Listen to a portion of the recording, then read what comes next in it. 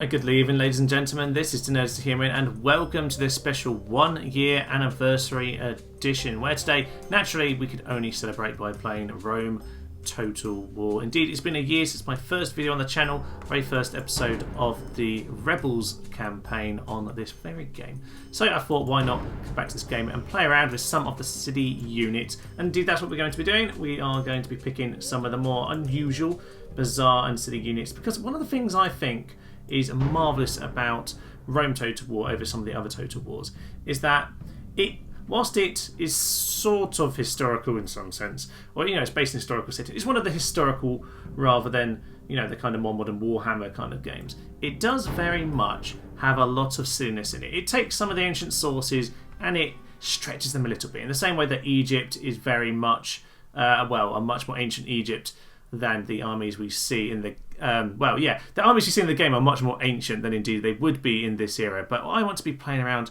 with some of these odd units, like the incendiary pigs over here. Oh yes, oh yes. Incendiary pigs are one-shot weapons intended to spread panic and terror amongst enemies, particularly elephants. Yeah, they don't do anything against anything else. I tried an army of pigs against a pack of peasants last night, and they don't do anything. It's very, very sad. You just have a lot of French peasants with some bacon for lunch. So we won't be doing that, but they certainly are fun against some elephants. So we will indeed get ourselves some elephants to go and face off against. Oh no. I tell you what, we'll have a little bit more money just to grease the wheels. Why not? Why not indeed? Don't need too many elephants because otherwise we're going to have problems, but we'll see how we do against this to start us off with. But yes, one of the great things about Rome Total War is that they really have a little bit more of a playful approach to the history. Obviously they twist certain things, but particularly things like the war pigs. You must know they're a little bit silly. But they are based on some sources, and like the game has a bit of a play around. Now, let's have a look at these. Okay, so what does it actually say? I haven't read this in a long time. That's what we just read. Spreading terror amongst enemies, particularly mounted troops. Okay, so maybe it does it against horses as well. The pigs are coated in pitch, tar and oil and herded towards the enemy. At the right moment, the pigs are ignited by the handlers and also naturally, they run away in pain and terror, hopefully towards the enemy, apart from goring anyone foolish enough to get in their way. Pigs are tremendously disruptive to formations, also very frightening for elephants in particular, and this is their main use in warfare. Pigs can only be fired at once during battle, and few survive for long. Yeah, so attack of 7 apparently. They do have some attack and defence, but I guess that might just be the actual handlers, if nothing else. So, we're going to send these lads into battle now. I say these lads, these little oinky friends here. Now, historically speaking, there are some references to this. I know Pliny the Elder, who I will add before I add anything else, Pliny the Elder did suggest to heal a headache you tie some fox's testicles to your forehead. So take this as you will, but he did mention that elephants are scared from the smallest squeal of the hog. That much seems to be attested to a few times. Yes, and I think Alien adds that they do fear the rams and the kind of hogs of the horns. So we're not talking about domestic pigs here. These kind of look like domestic pigs with tiny little horns, but tusks and things. But yeah, I think we mean proper beastly hogs with tusks. So we're going to send them all in, apart from maybe the general, because we do technically count as routing. So we don't want to send them all off, but we'll see what we can do here. Yeah, as ever, the historical accuracy of this is perhaps somehow debatable. It's mentioned by a few people though. Polyonius, who is a Macedonian writer, definitely mentions that they were used. I think he's the one who mentions that they were used with the tar and the oil. Ooh, flaming piggies going flying. Now they have gone mad, which is interesting. Oh my days, this is just a catastrophic mess. Bacon is flying everywhere. I don't really know what's happening, but most of the elephants have routed, so that's something. These ones aren't close enough to any pigs, which is a slight tactical error on my part. So just send in the last pigs! Send in the last pigs! We certainly seem to be winning, I think. If there ever is any sort of winning in this. No, they're routed before they even got into battle. Come on, piggies! Piggies! There we go! The pigs are setting them off. Well, yeah, Polyonius mentions that they're using pitch and oil much as they're used here. So he's probably the reference that they are looking at. So, just mentioned. I'm not convinced this is definitely a real thing. I mean, he wrote in the 2nd century CE, very much like Aurelius kind of time. I think we are just down to the handlers now. Yeah, I'm not sure we're going to win this. I'm not sure the handlers can beat off the elephants at this point. We can try. We can only try. Go on, my sweet princes. Have a go. Although there are some flaming piggies here. There are some left. Send them in. Send them in. And there we are. Victory. Victory for the pigs. What more could we want? Drive them from the battlefield and let us all eat bacon. Bacon-wrapped elephants tonight. Yes. Yeah, they were apparently used against Pyrrhus by Rome's war in sort of like in the sort of heel of Italy in like 275-ish, but probably not set on fire. It doesn't mention that there anyway. I don't know. It's just fun that they took a few little references in history and just thought we'll throw that in the game. That sounds like a lot of fun. So there we are. I think everyone's probably had a little go at using these at some point. If you haven't, you really, really should. I'm not sure if 1-on-1. We'll have a little go at 1-on-1. I'm not sure if 1-on-1 you can beat them. It's not really worth having more than one unit of these guys, I think. So I'll tell you what, we'll try 2-on-1. We'll give ourselves a pack of peasants at the back just to guard ourselves. So go back onto there. Let's try this one more time. So a pack of peasants and a pack of pigs, and we'll try a couple elephants, because that's very much our plan here. Marvellous. Marvellous, marvellous, marvellous. So right, let's see this one unit of pigs, because if you are actually facing off against Carthaginians, they might have a couple of these particular type of elephants. Let's see what we can do. Now, I think the idea that it said on the little tooltip here about it breaking up formations is perhaps more likely the useful things. Certainly Lucretius talks in like the 1st century BC about like savage beasts being trying to use in battle, normally very poorly, normally with very bad results, because obviously quite often if you send things like lions towards the enemy, they probably go and kill their handlers instead. Yeah, that's made them rout instantly, but can we get both units, or is it only going to work for one? Oh, we won! We won! One unit of pigs can kill 2 units of elephants. Perfect. Right, peasants, charge them down. Take out these elephants. Woohoo! Yeah, they just seem to make them go mad. They don't seem to have really killed any, which is kind of what you'd expect, but certainly that is a result of sorts. Obviously, historically, what the Romans actually did to deal with elephants was, you know, they have their sort of maniple system of lines and lines and lines of blocks of their units, and they just split and let them charge through and then get on with actually fighting everyone else. The peasants, I'll be honest, aren't doing a very good job of chopping down the elephants. Oh, elephants are fun. Now, obviously, elephants were historically very much used in battle, but obviously quite demonic on Rome Total War. How much you can actually control them is slightly more questionable. It is certainly said, actually, that I can't remember what you call the handlers of elephants now, but it is certainly said with them that they would start to bring up their elephants around pigs. They wouldn't be so afraid of them. Albeit the flaming pigs, you probably would run away from a flaming pig with big tusks running at you, so I guess that does make some sense. I think we've just about seen enough as an experiment. I think the peasants have just about chopped down these last elephants here. Probably just speed this up and make sure. Now, what else can we do? The pigs are certainly some fun place to start. There's some other silly things around. I mean, the dogs, war dogs, again, certainly used to hunt people down. Not sure how much they use in battle. So yeah, let's have a little go at the war dogs, because they're quite an interesting unit. They are pretty versatile. I find them quite useful to use. I do like to have one unit of war dogs in my armies. Sadly, not available to the rebels. So tell you what, we'll open a new battle and we'll get some war dogs out as our peasants just finish off these elephants.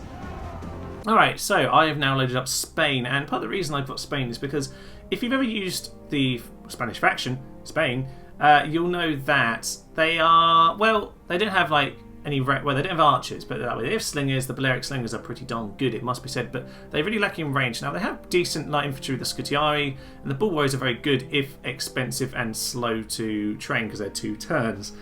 Now, and quite far in the tech tree for Spain as well. Nonetheless, they really lack in that sort of range unit and a bit of flexibility of their armies. They have decent bit of infantry who, these can hold up to some Roman troops but aren't that great.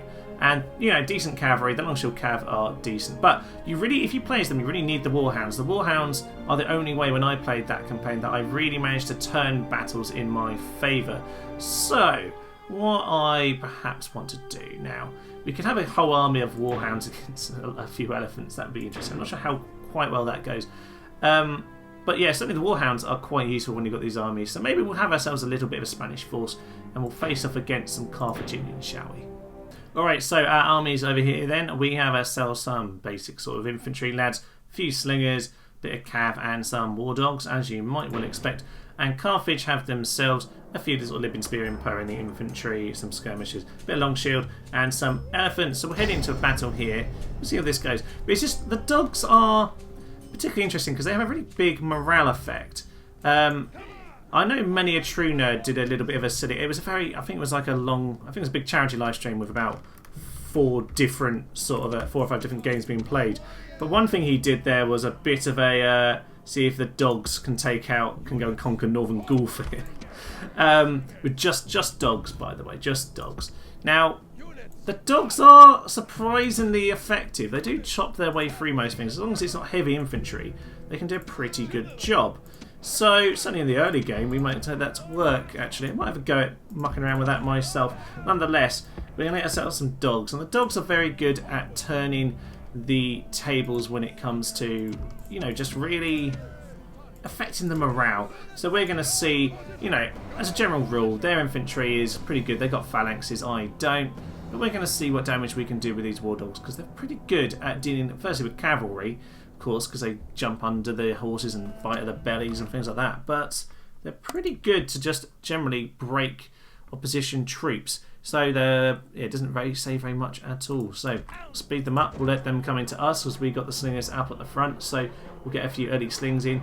I do find with slingers though, you just, because of the way that they shoot, they're just hard to use for very long. Now, doggies, doggies, doggies. I want you guys to go and charge in at those elephants. Woohoo! And normally what I would do, I suppose, is just kind of let them engage and then just hold a unit of dogs back to just turn the tide of the battle.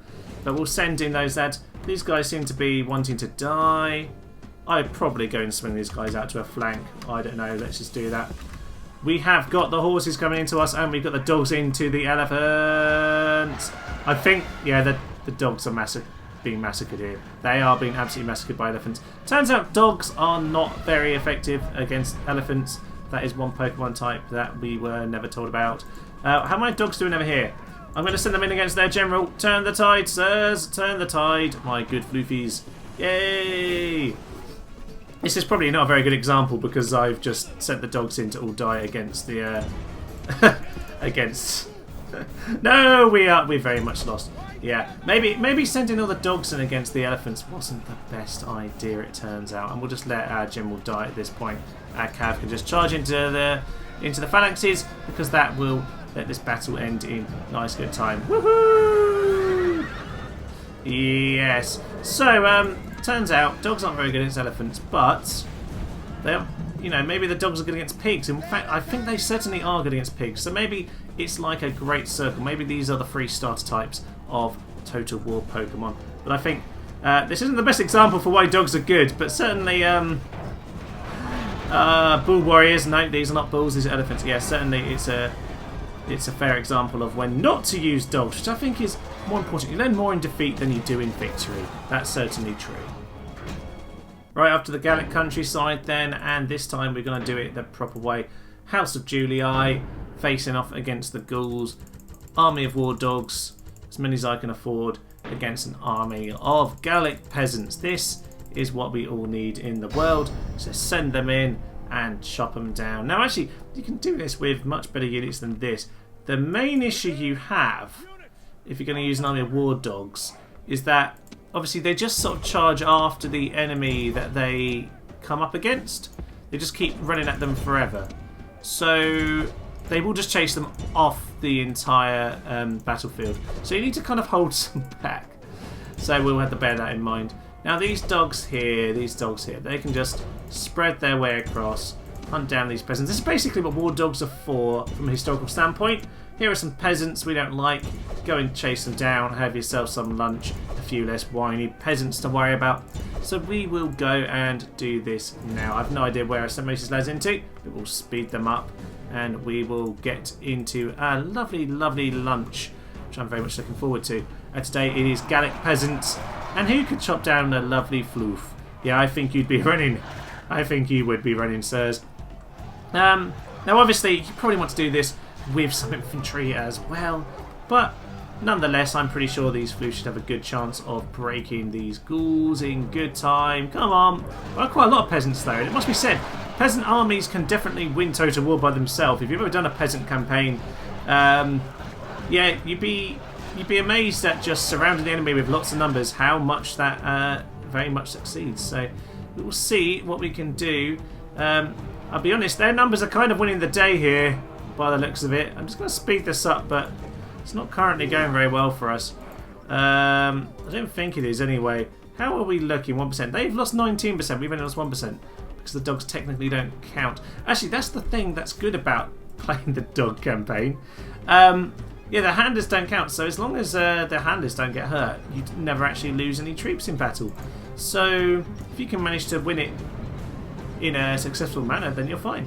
Also, the handlers are probably much stronger than the... I don't know if that refers to the dogs or the handlers. Probably the handlers, 10 and 3. I imagine the handlers are much stronger than the peasants, albeit far less numerous. So we'll send in some of the handlers now. We will get the last unit of dogs in. We'll just have the hope that whatever dogs are left can do the job, because we are kind of struggling here. Kind of struggling quite a lot. This is a very sad imitation of... I can't remember what that video is. It's something like the Flood of Villages or something like that. Where it was... No! Where it was someone playing as Britain. Just with army of peasants taking over Gaul. It was magnificent. It was very, very humorously done. I enjoyed that video quite a lot. Yeah, this isn't going well for us. Armies of peasants are quite good, it turns out, even if you do have armies of dogs. My dogs are gone.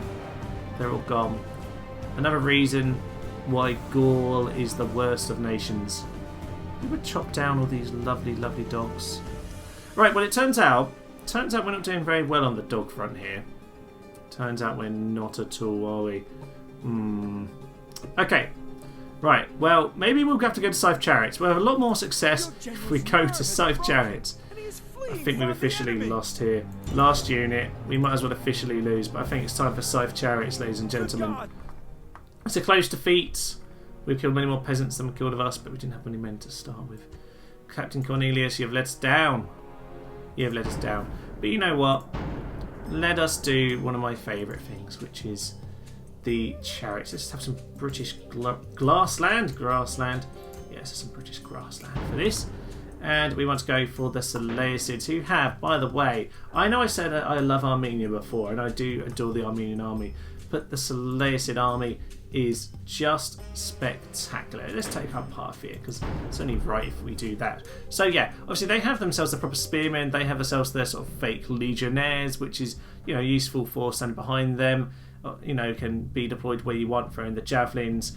The only thing they lack is long-range archers, but you can always get some Cretians. They're in the right part of the world for it, by and large, or near enough anyway. Have lots of good cavalry here, companion cavalry, albeit a little bit later in the game. The early cav is terrible, obviously. But so militia hoplites, of course. Companion cavalry are pretty darn good. They get cataphracts, they get elephants, they get onagers, they get militia cav, who are annoying if nothing else. But Scythed Chariots, oh yes. Honestly, an army of these is all you ever need. My brother loves Seleucids, they're his favourite faction. He honestly took over most of... I think he just defeated the whole Roman Empire with just that, basically. It was quite spectacular. So, we're going to face off against a typical Parthian army, which, when I say typical, I mean is what they actually do rather than what they should do. Because what they should do is have a load of horse archers, which actually we might struggle against. But we're not going to put the horse archers in, because that would be less fun. We will give them a couple of camels, though. They can have some Cataphract camels. Why not? Have a few of those as well. In fact, we'll let them have a few Cataphract camels. In fact, as well, we'll give them a bit of elephantage just to mix things up. You know what? I'm going to make them quite a bit more, although I'm going to have to add some money in, aren't I? Add the money on all the Cataphract camels we can afford. So, Scythed Chariots versus a lot of infantry, a lot of terrible infantry in beautiful pyjamas, mind you, and a few elephants and camels. Marvellous. Let's head in. Right, the best of all armies. Unfortunately, we've got ourselves a load of trees. I didn't want this. And we're going uphill. I wanted flat land. Oh well, all is fine. All is fine. So, let's grab these units and send them straight into that flank. Let's grab these lads and go straight into that centre. Let's grab all of these guys and just, I don't know, send them somewhere. It doesn't really matter what I ask them to do. It's going to turn to chaos imminently anyway. So let's all head in and watch this Pink Pyjama Massacre. This is what this battle is known as, the Pink Pyjama Massacre. I'm hoping so anyway. Depends if we win it, of course. That only happens if we win the battle and we get to write our own history. So in come the Scythed Chariots into our lovely Pink Pyjama Men. By ours, I mean they're going flying. Yes. And we're going to have instant routes everywhere because that's what the Scythed Chariots do. So sweep them up. Of course, I did do this on my Rebel campaign. One of the epilogues, I think I took on a Numidian army with, I think, 6 units of it wasn't even Scythed Chariots, it was just Egyptian chariots. Nothing even that spectacular. They absolutely annihilated that entire army. I think it took out 2 armies, actually, with almost no effort. Oh, yes. So we have here the Camels are fleeing too. None of them are very happy about it. I love the Cataphract Camels. How ridiculous are they? Just perfect. So over this flank we seem to have pretty much done the job. So the elephants who are fighting. No, they're not. They've routed as well. Scythed Chariots just exterminate everything.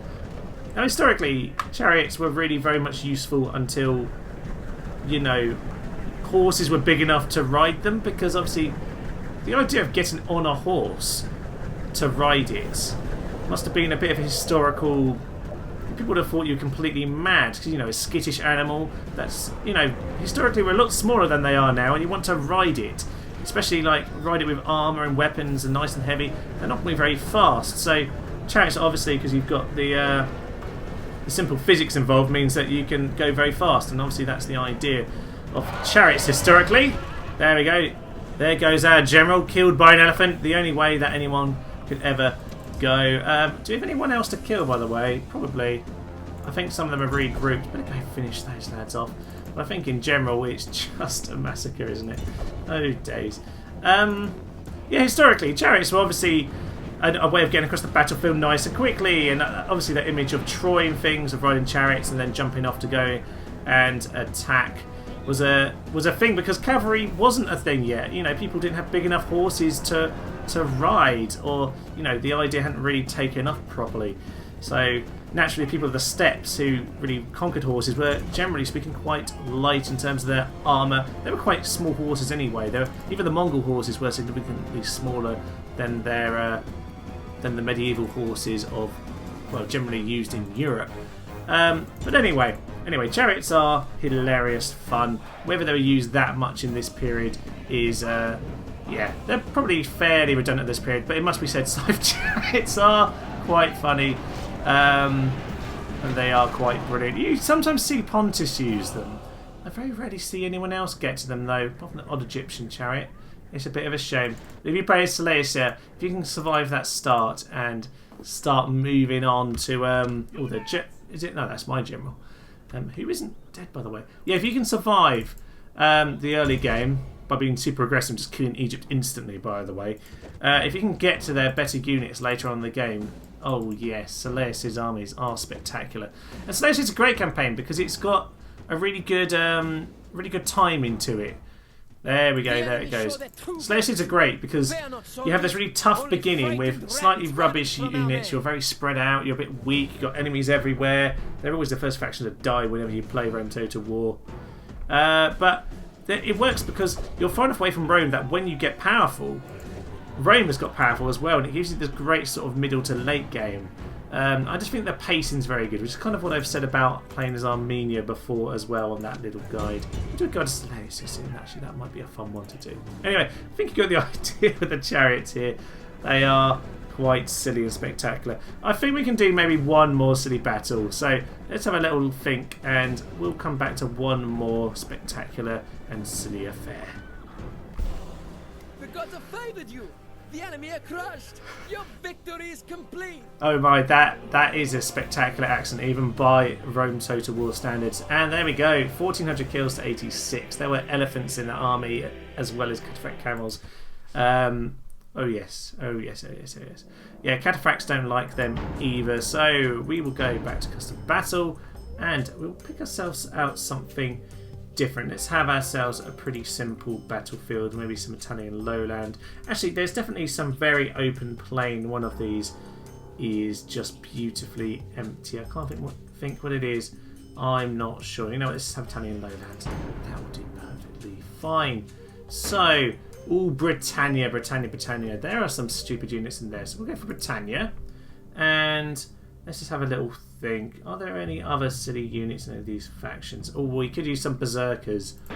Let's get some berserkers and some head hurlers from those two factions. They can be in the same team, and we can face up against some lovely rebels who are gonna use some stupid things. So yes, let's have some druids as their leaders, and then just a big pile of head hurlers because everyone loves them. And oh, the German armies. By the way, if you've ever played as Germany, they crunch through everyone else in their part of the world. The fact that you've got these, even their basic phalanx spearmen, even if you just ignore the axemen, these guys just beat all the other barbarians down to the ground. But these guys do chop through the Romans very well. Great archers, some lovely cavalry, and the berserkers and screeching women. Oh yes, screeching women! Yes, half an army screeching women, and then a load of berserkers. Need some more money. Keep not having enough money. Why does this not just start a little bit bigger, eh? Why does it not? So, onto the rebels then, and all sorts of silly things. If you haven't seen my rebels in custom battle video, you might not have seen the full list of rebel units before. But there are some odd things in here, certainly a lot of gladiators. And that might be what we do actually. We'll have some Judean zealots as their leader, and then we'll have ourselves a load of gladiators. And I think to finish it off, some of the most unusual things, so British heavy chariots, we'll have one of those I suppose, some Egyptian chariots, and obviously we can finish off with, where our lovely lass is, yes, the Amazon chariots. Perfect. So we're going to be the British head hurlers because they are just funny. Let's go. One army's overspent. Has it? I don't care about that. Let's just put tons of money. All the monies! I'm sure we'll be fine now. So into battle as Britannia, the last of, well, we've got to play as Britannia, haven't we? It's the last battle. It's all that is fair to me. I love the druids. I love the druids so much. Now, obviously, like these little scythe weapons you see with like Dothraki in Game of Thrones, I can see how they might be useful, like on a horse or something like that. Not sure. I mean, like obviously, scythes themselves aren't really the shape. Scythes in battle, as depicted, sometimes are ridiculous. Proper, like, you know, grass hacking scythes, sort of thing someone needs to have done to sort out their little patch of grass here. These things, I guess, could be pretty darn useful. Curved swords certainly are. Not typically scythes, even if the game kind of talks about them as scythes. Nonetheless, a sickle. No, you know what? Forget everything I just said. But they do have, like, you know, a 3/4 moon shield, which is just beautiful. So we'll get into battle. Where are our rebel friends? We've got a forest. Why have we got a forest? This isn't what we want. Where are the enemy? Where are they? They're over here. Okay, everyone run over here. Head hurlers, all of you, come and throw in these guys. Quick line covered heads. These guys are spectacularly stupid. I have no source material to reference you with regards to these guys. There might be something, but it's almost certainly ridiculous rhetoric just to explain how demented and barbaric the people of Britain were. In battle, head hurlers throw the heads of fallen foes, coated with quicklime. These missiles are both dangerous and loathsome. Indeed, head hurlers combine the practical and macabre in equal measure. They collect the head of fallen enemies, preserve these by dipping them in quicklime. The limed heads are used as disgusting missiles in battles. Now, I mean, they did fling like diseased cow carcasses in medieval sieges into cities to spread disease, but this I'm not so sure about. Flying at enemy ranks at surprisingly long range, yeah, good bit of hair. Get a good bit of range on that, I can see that.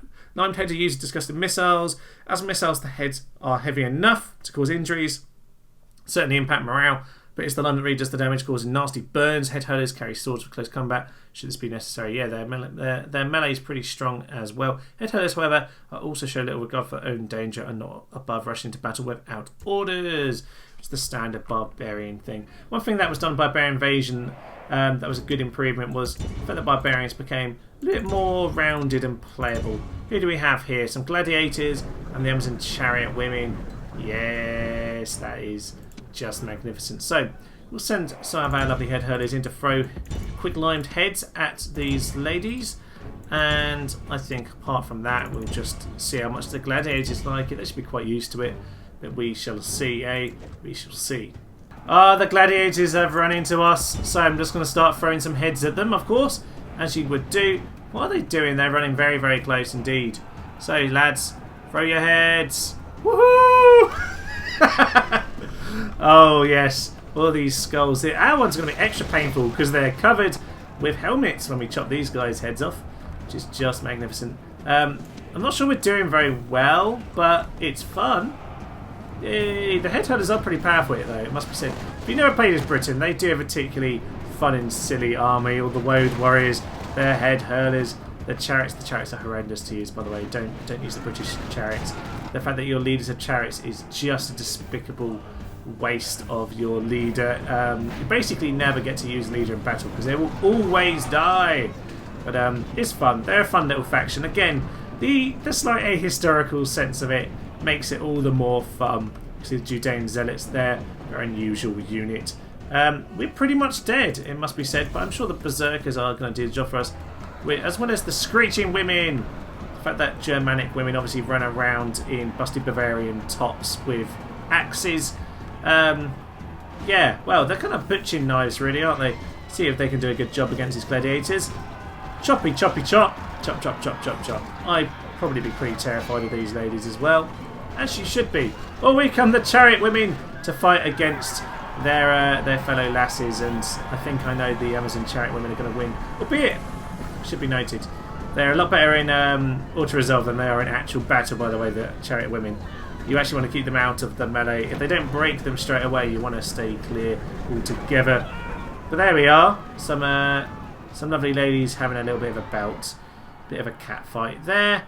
If that isn't too understatement, too much of an understatement in this particular case. She's got head-butted by a horse. Are we going to win this battle? I'm not convinced. The berserkers... The berserkers are just running around like absolute lunatics. They can actually fly, apparently. Oh yes, berserkers are magnificent. Now.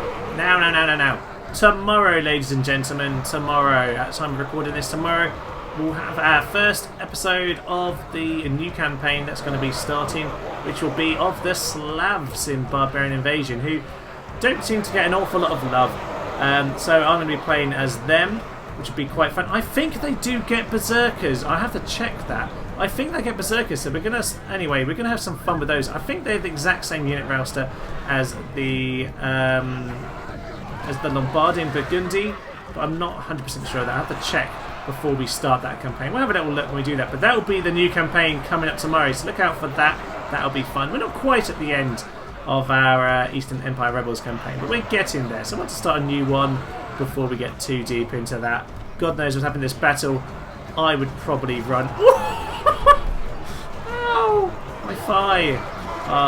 I've been doing a lot of decorating at the house at the moment, and my legs are quite achy from the amount of moving things out from one place to the other and doing all the decorating. So the idea of having that axe going through my leg is not really the type of recuperation I'm looking for at this moment in time, so I didn't really enjoy that.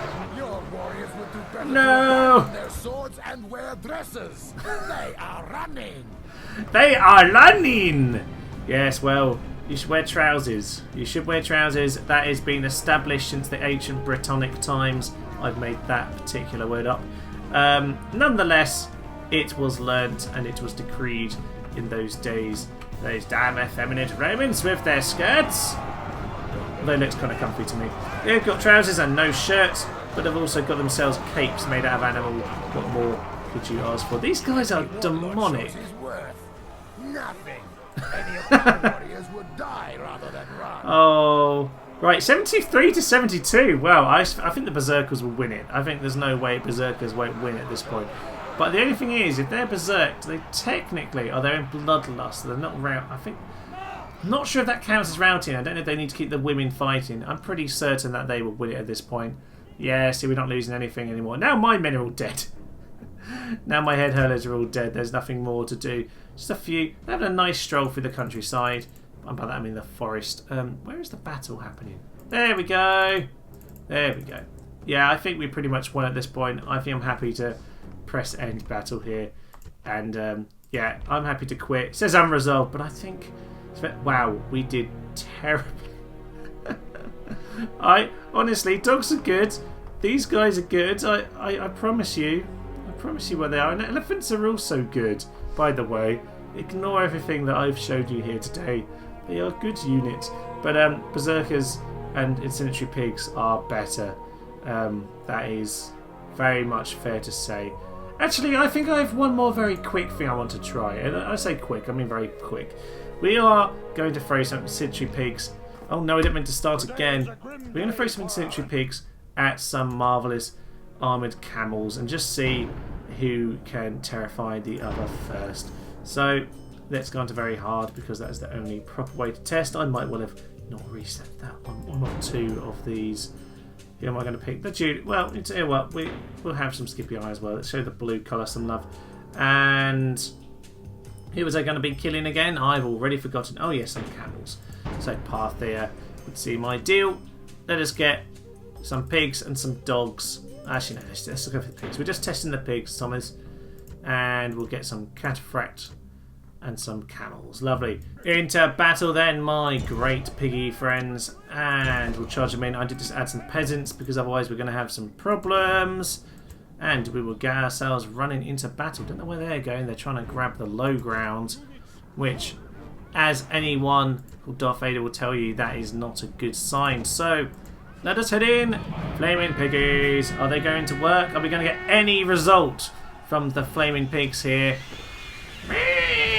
Did say against mounted foe. They are. The spirits are lifted by the general. We've just given them lunch basically. We have just said them. Some of them didn't even get on fire. Oh, no, peasants. It's down to you, peasants. See what you can do. See what you can do. But I suspect you can't do a lot against Cataphract camels. And in we go, peasants. In we go. Rome's finest, the Scipione peasants. We'll head in and we'll see if we can kill one of them. We killed 4.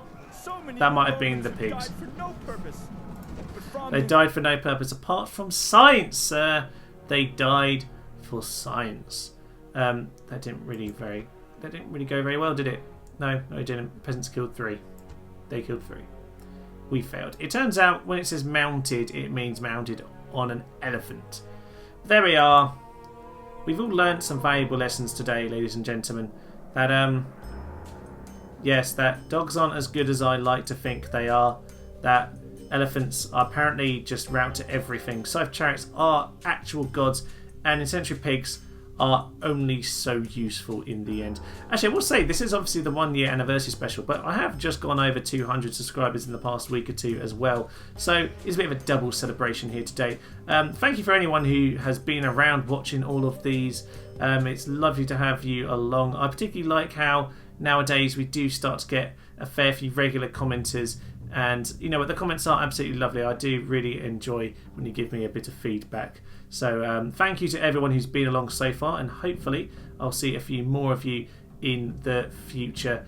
Yeah, I think it was 9 months when I got to 100, and the last 2.5 months or so I've managed to get up to 200. So that's definitely been accelerating upwards. So upwards and onwards.